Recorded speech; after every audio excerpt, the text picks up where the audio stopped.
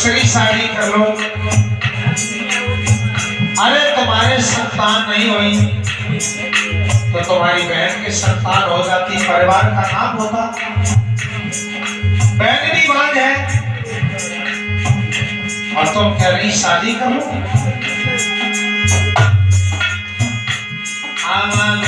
है तो सारी हुआ पहरे जावे बाज तो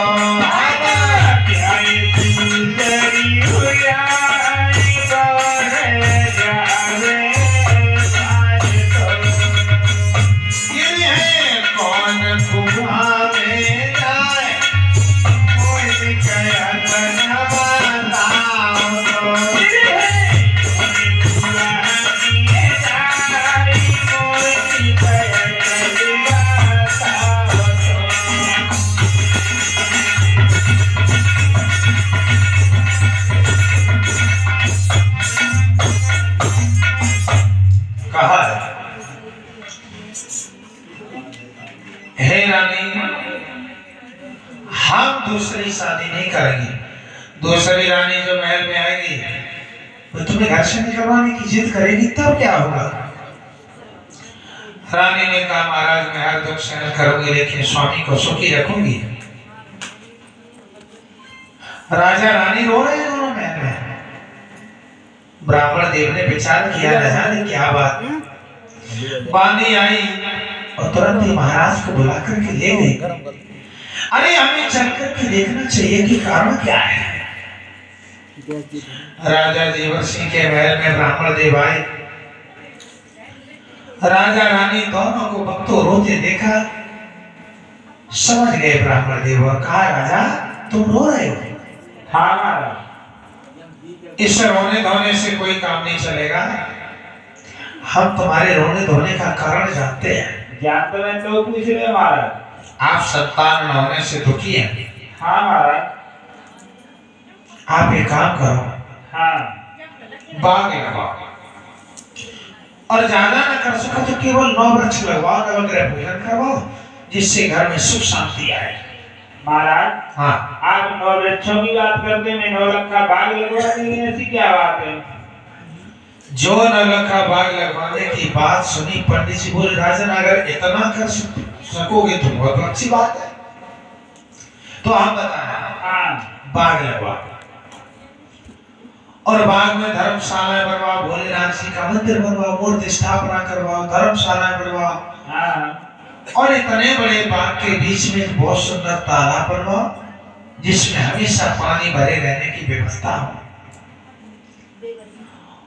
और जब तुम ऐसे धर्म कर्म करोगे तो अवश्य आगे चल करके ऐसा कोई सत महात्मा आ जाएगा जो कुएं का ठंडा पानी पिएगा, वृक्षों की छाया में बैठेगा, भगवान का भजन करेगा, आशीर्वाद देगा कि भला हो जिन्होंने ये कुएं खुदवाए, उनकी मनोकामना पूर्ण हो जिन्होंने ये बाग लगवाए हो। तो न जाने राजा किस संत फकीर की दुआ लग जाए और आपकी रानी की गोद में कोई संतान आ जाए।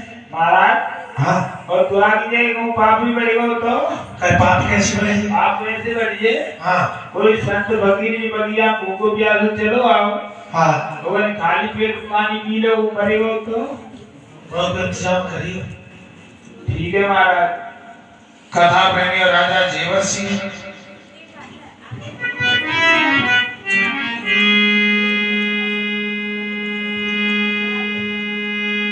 तुरंत ही ठेकेदारों को आदेश करते, देखो संतान पाने की इच्छा में जो कुछ उपाय बताते वही करने लगते हैं।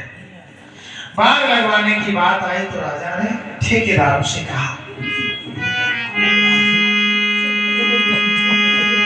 बेटा न्यास देव खुदवाए सीधे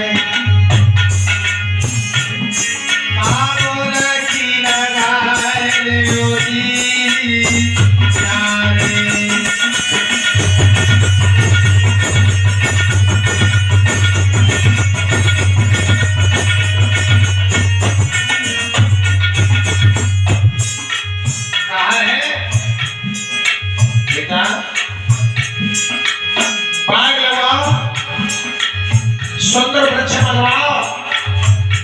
ठेकेदारों ने आदेश का पालन करते हुए और माना जाता है जहां भी सुंदर वृक्ष मिलने की खबर आई वहीं गए।